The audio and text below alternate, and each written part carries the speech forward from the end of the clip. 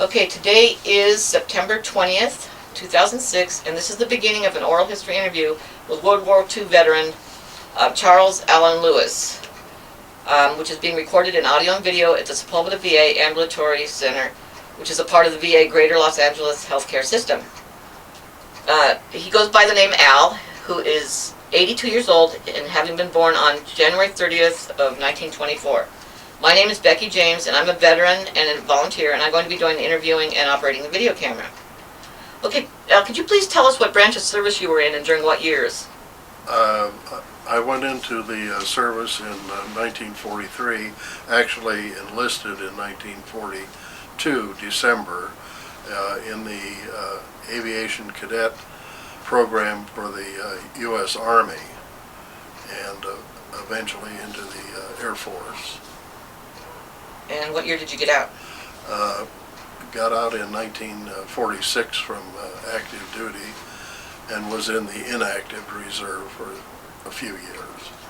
And what was the highest rank you achieved? Captain.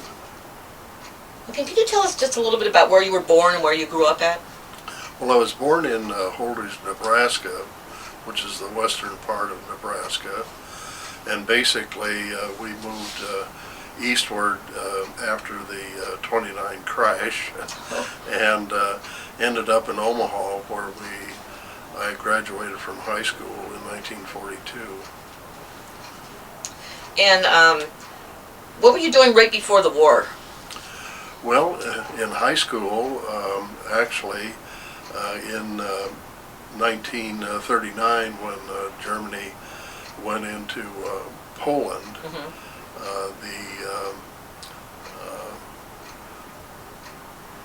I was in my second year at high school, and Right. and actually graduated in June of 1942, and then Uncle Sam was breathing down my neck and enlisted in December of 42. Okay, now, you were still like in high school when Pearl Harbor happened. Do you remember where you were Yes. exactly when it happened? Though it was too early for school, Yes. probably, but... I was working 2 jobs while I was going through high school. Oh my goodness. Carrying a newspaper route in Omaha, and also working at a retail wholesale dairy. And I had walked home for lunch, and on the radio was the broadcast about Pearl Harbor. I had no idea where Pearl Harbor was before that date. A lot of people didn't, right? That's right. And but it was a shocking situation. And of course, the next day, Congress and Roosevelt declared war, appropriately, of course. And but I basically was in my senior year of high school at that time. Yes. Did you have any brothers or anything? Yes, I had. Well, there's 6 siblings altogether, and 2 of us, my brother Elton, who was 9 years my senior, was also in the Air Corps and served in England as I did. He was in the 385th Bomb Group, about 70 miles from where I was stationed. Did he go in before you? About the same time. And the 2 older brothers were too old to serve, and then my younger brother wasn't old enough, and my older sister wasn't subject to the draft or service. I'm sure your mother was glad all of you weren't of an age to go in. That's right. Now, what did your parents feel about you guys going in the service? Well, the whole country was committed to preserving our freedom, so to speak, and to the best of my knowledge, everyone was supportive of the war effort, as my parents were.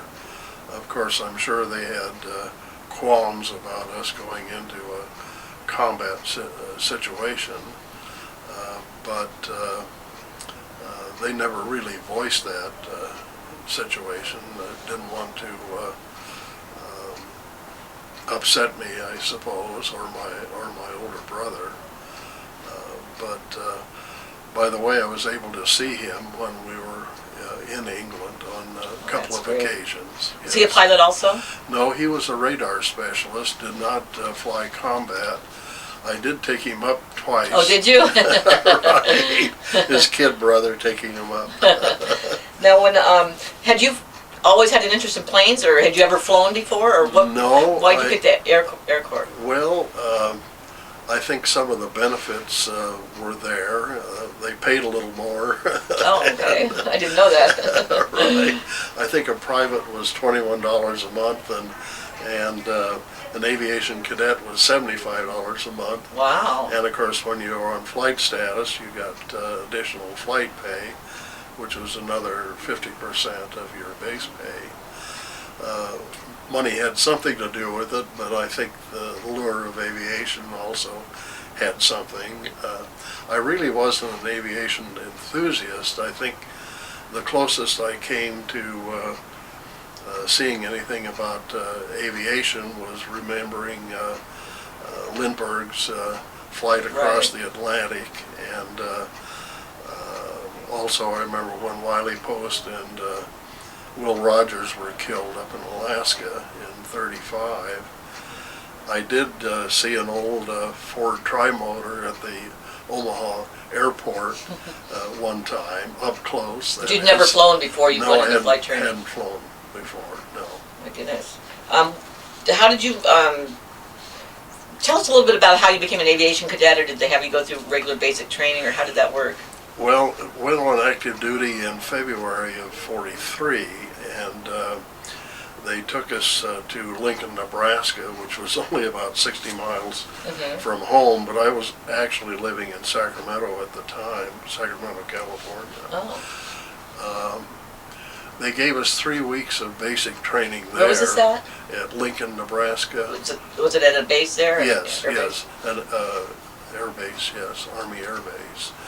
And then they sent us up to Missoula, Montana for the college training program, and we spent 5 months up there, and then they sent us down to Santa Ana, California for what they called classification, and I was classified for pilot training. Others were classified for navigation or bombardier. Or how did they determine gunnery. that? Do you know? Well, I really don't know. I think I really don't know. I was just lucky, I suppose.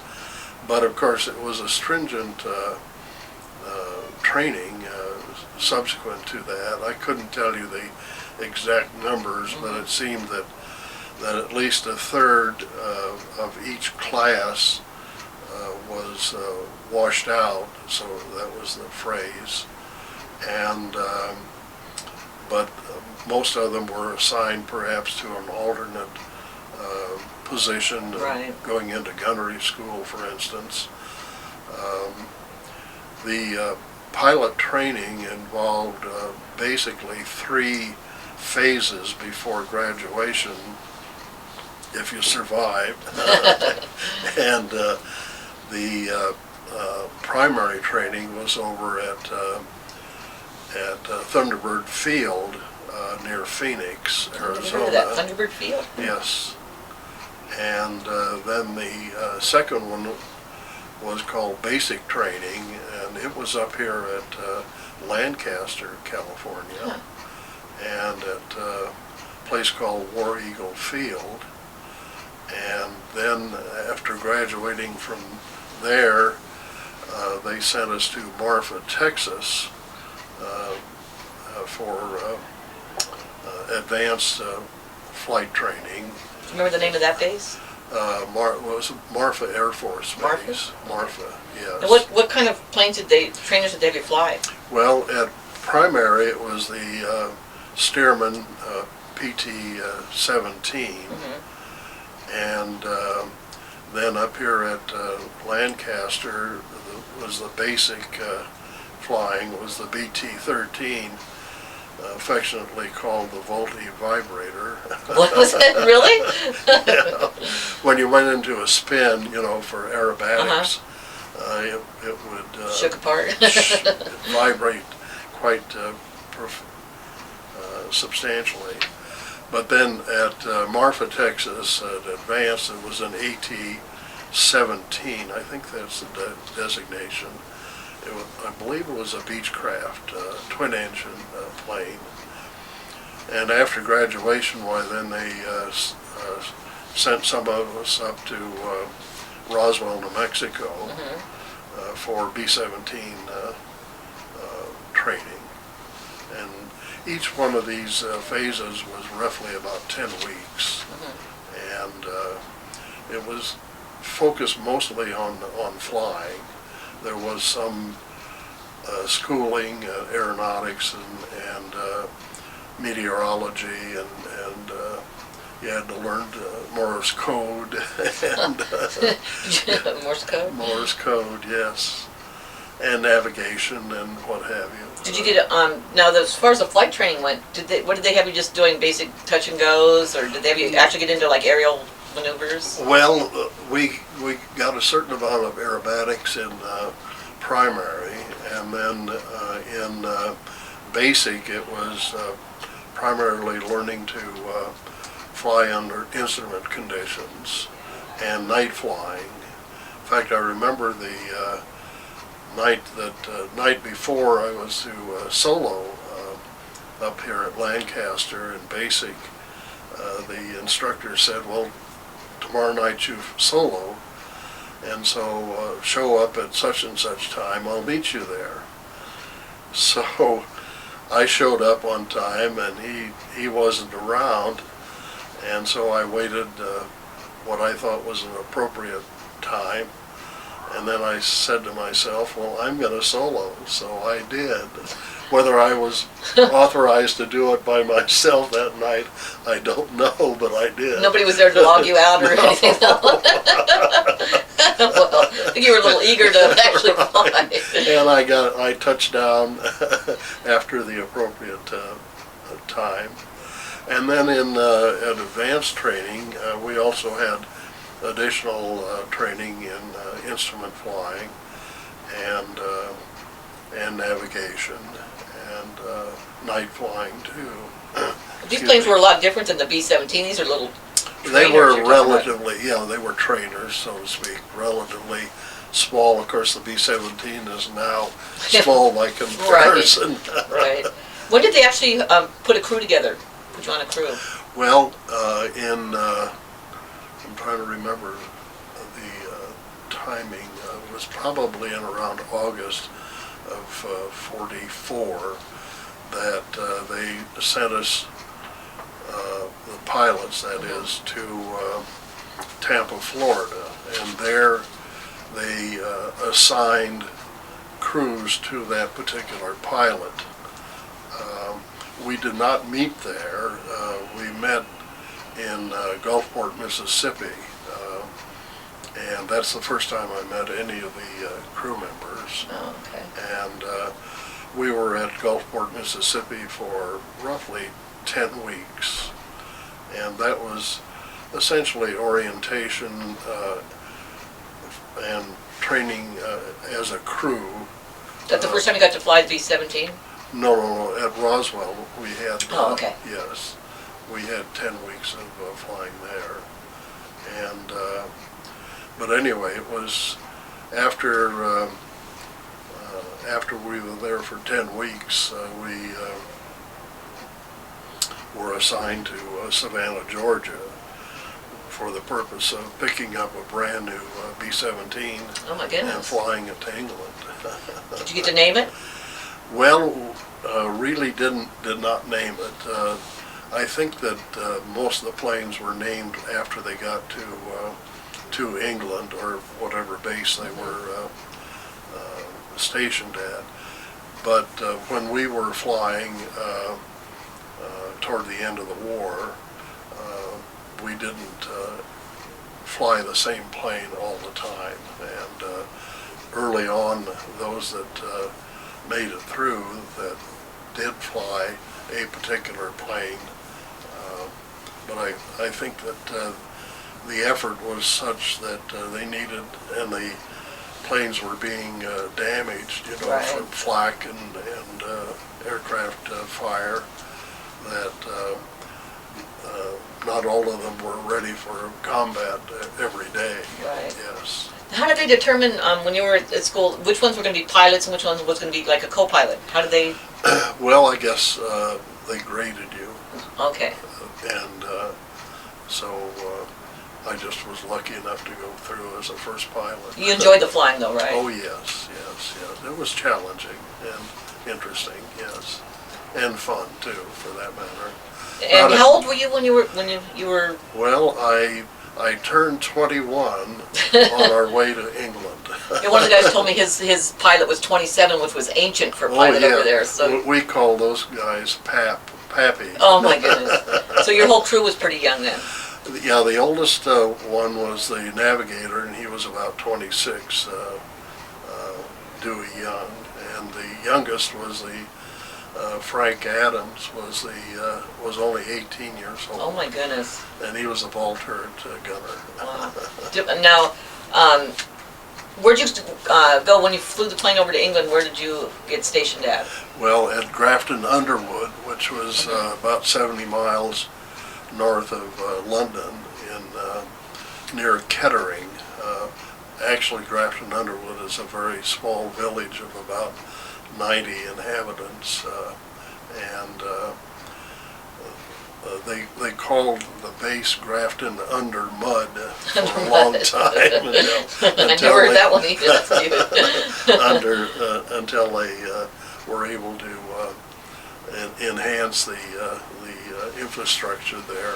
Actually, it served as an RAF base initially, and then it was the base for the 305th Bomb Group before the 384th got there. And what squadron were you in? This is the 8th Air Force, and you were. Yeah, the 384th Bomb Group and the 547th Bomb Squadron. Oh, okay. There were 4 bomb squadrons per group. And what was it like? Did you get to see any of England or your interaction with the townspeople at all? Well, I didn't have a lot of interaction with the townspeople. We did get into London several times, and also got over to Cambridge, and where my brother was stationed near there. And we got to Stratford-on-Avon, took a train over there. My co-pilot, Dick Szymanski, and I did. And went to the Shakespeare Theater. In fact, some 30 years later, my wife and I went there. And, oh, that must have been nice. It was kind of fun to see it again. Now, can you take us, when you first got there, how long before they had you flying your first mission? I think it was roughly about 10 days. On the first mission, I flew as co-pilot for a seasoned pilot, and but with my crew. Do you remember where the target was? Where were you guys? Yes, it was Frederikshavn, which is on the north shore of Lake Constance, almost into Switzerland. And that was on February 26th of 1945. So I was there for, the last months of the war. Was that a pretty big raid? I mean, a lot of planes. Well, typically we were going in between 800 and 1,000, maybe even 1,200 planes. I think 1,200 planes was what they called a maximum effort. But of course they had lots of airfields over there. They were practically about 5 to 8 miles apart. Right. Right. Did you fly into a lot of flak or opposition on your first one? Yes, there were fighters and flak. Oh, wow. And almost on every mission we had this same situation. We did have escort, fortunately, in the time frame that I was there. The P-51 was in, yeah. was there with the extra tanks. but they would essentially escort us to what they call the IP, or initial point of attack, which was generally within 30 miles of the target. Then they left, and then we were on our own. And of course we had to, on the bomb run, we had to remain pretty much of a target. Right, you couldn't deviate from your course, or you wouldn't. No, right. straight and level, and so that the bombardiers could actually be efficient in their targeting. Yes. Well, so you just had to fly through the flak then, once it was there? That's right. That's just amazing. And you saw it popping right. out, and of course, the flak that you didn't see is the one that got you. Right. Now, which one was the worst mission, or the most opposition that you? Well, the worst one really was the last mission that the 8th Air Force flew over Pilsen, Czechoslovakia. Should say the Skoda Ironworks, or Skoda Works, north of Pilsen. And the reason for that was that we were required to bomb visually, and by the time we got to the target area, it was 9/10 coverage. We were above the clouds.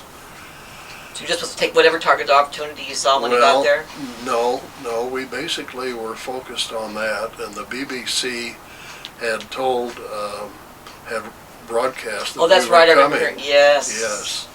And as a consequence of the fact that there were Czech civilians that were forced labor in these factories, and so when we got there with the 9/10 coverage, the bombardiers had difficulty in visualizing the target. Sometimes we bombed by radar, but here, because of the Czech population, they didn't want to do that. So our group and most of the other groups in this maximum effort flew around the target 3 times before we got So they knew you were there, and they were ready That's for right. you. And they were there with the remnants of the fighters that could muster enough fuel and capability to get up at us.